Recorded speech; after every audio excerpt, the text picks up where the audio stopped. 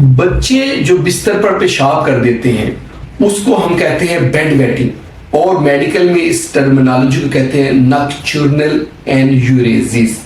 ठीक है, देखिए ये एक नॉर्मल फिनोमिना है। जो बच्चा पैदा हुआ है, पैदा होते ही बिस्तर पे पेशाब करना एक फिजियोलॉजिकल एरर है ह्यूमंस का, यानी कि इंसान अगर पैदा हुआ है तो शुरू में बिस्तर पर ही पेशाब करेगा। 3 साल तक मोर देन 90% बच्चे जो हैं वो बिस्तर पर ही पेशाब कर देते हैं।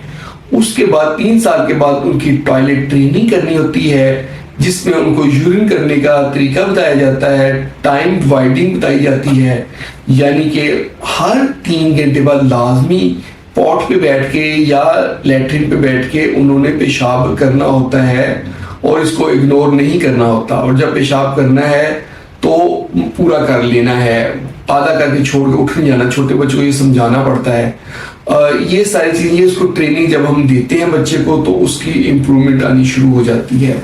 और इसके बाद आहिस्ता आहिस्ता फर्क पड़ता है। सिर्फ 15% बच्चे होते हैं जो 4 साल की उम्र तक वो कॉन्फिडेंट हो जाते हैं कि यानी को बिस्तर पे पेशाब नहीं कर रहे होते, और 85% बच्चे फिर भी 4 साल की उम्र तक बिस्तर पर पेशाब कर रहे होते हैं। और ये सिलसिला सोन चलता रहता है। कुछ माएँ ऐसी होती हैं जिनका बच्चा 6 या 7 साल का या 8 साल का हो जाता है, तो वो परेशान होती हैं कि उनका बच्चा अभी भी बिस्तर के ऊपर पेशाब कर रहा है। और ये कोई प्रॉब्लम वाली बात नहीं होती, ये कोई बीमारी वाली बात नहीं होती, क्योंकि 15 साल की उम्र तक नॉर्मली जो 15% तक बच्चे फिर भी बिस्तर पर पेशाब कर रहे होते हैं, तो नॉर्मल चीज है, क्योंकि उनका ब्रेन उस लेवल तक मैच्योर नहीं होता, और 15 साल के बाद वो भी ठीक हो जाते हैं। फर्स्ट ऑफ ऑल, अगर आपका बच्चा बिस्तर पर पेशाब करता है तो आपने इसको एक फिजियोलॉजिकल प्रॉब्लम समझनी है। आपने ये नहीं समझना कि ये कोई बीमारी है, आपने समझना एक नॉर्मल है। हर बच्चे ने अपनी एज में, मुख्तलिफ एज में उसने बिस्तर पर पेशाब करना छोड़ना होता है।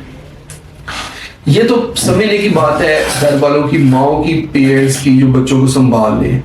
उसके साथ साथ समझने की बात है कि बच्चे की डांट डपट बिल्कुल नहीं करनी, उससे नाराज नहीं होना, उसकी बेइज्जती नहीं करनी।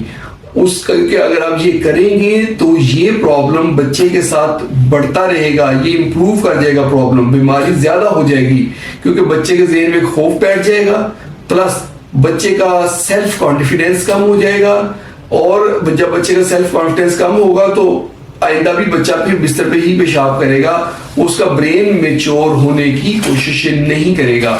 ये एक मेजर एरर है, प्रॉब्लम है। और इसके साथ साथ बच्चे को तसल्ली देनी है। अगर पहले कोई घर में कोई बच्चे का मामू, बच्चे का चचा, बच्चे का कोई बड़ा कजन, बड़ा भाई, बड़ी बहन को बिस्तर पर पेशाब करते रहे हैं, तो उसको बताएं कि आपका फला जो बड़े हैं वो ऐसे करते थे, वो भी ठीक हो गए, आपने परेशान नहीं होना, आप भी ठीक हो जाओगे। ये इस तरह बता के उसको तसल्ली देनी है। और उसको टाइम डिवाइडिंग सिखानी है, टॉयलेट ट्रेनिंग करनी है, उसे कहना हर 3 घंटे बाद पेशाब करे, वॉशरूम जाए। और जब बच्चा पेशाब ना करे जिस दिन, उस दिन उसको कोई इनाम वगैरह जरूर देना है। इसके अलावा बच्चे को कीगल एक्सरसाइज आपने सिखानी है, प्लस बच्चे को एक ट्रेनिंग देनी है पेशाब करने की, कि जब भी वो पेशाब करे, पेशाब करते करते बीच में रोक ले। शुरू में माएँ ये असिस्ट भी कर सकती हैं कि खुद बच्चे से कहीं रोक ले, बच्चा तकरीबन 30-35 सेकंड तक यूरिन रोके रखे, फिर माएँ कहें चल करना शुरू कर दे यूरिन, बच्चा यूरिन करना दोबारा शुरू कर देता है, फिर थोड़ी देर बाद रोक लें, फिर करना शुरू कर दें। इसके कहते हैं stop and start technique. Stop and start technique अगर हम करते हैं पेशाब करने के दौरान, तो उससे भी बेड वेटिंग की ट्रीटमेंट होती है, बेड वेटिंग में इम्प्रूवमेंट आती है। इसके साथ साथ जो मेडिसिन यूज होती है उसमें एंटीसाइकोटिक कुछ वैसे मेडिसिन है, जैसे टोफेनाइल का नाम आपने सुना होगा, वो यूज की जाती है। इसके साथ साथ पेशेंट को हम इसके अलावा पेशेंट को हम मस्करीनिक रिसेप्टर एंटागोनिस्ट देते हैं, जिसमें शामिल है सोलिफिनासिन, टॉर्टेनोडिन, डेरिफिनासिन वगैरह। ये दें तो इससे भी पेशेंट को इम्प्रूवमेंट आती है। और कुछ पेशेंट को मीरा बैकग्राउंड से भी इम्प्रूवमेंट आई है। एंटीसाइकोटिक ड्रग्स भी देनी होती हैं, उससे भी पेशेंट को या बच्चों को इम्प्रूवमेंट मिलती है। तो एक टैबलेट होती है मिलीरिन, और वो यूरिन आने को कम कर देती है, लेकिन उसके साइड इफेक्ट होते हैं कि उससे सोडियम लेवल जो है ना वो डिस्टर्ब हो जाता है। दोस्तों ये थी आज की हमारी वीडियो कि अगर किसी बच्चे का बिस्तर पर पेशाब निकल रहा है तो उसका क्या इलाज करना है। होप आप लोगों को वीडियो पसंद आई होगी। वीडियो पसंद आई तो उसको लाइक कर दें और इसको शेयर करें अपने दोस्तों के साथ, और हमारे चैनल को जल्दी से सब्सक्राइब करें ताकि आपको हेल्थ से रिलेटेड अच्छी अच्छी वीडियोस मिलती रहे। बहुत बहुत शुक्रिया।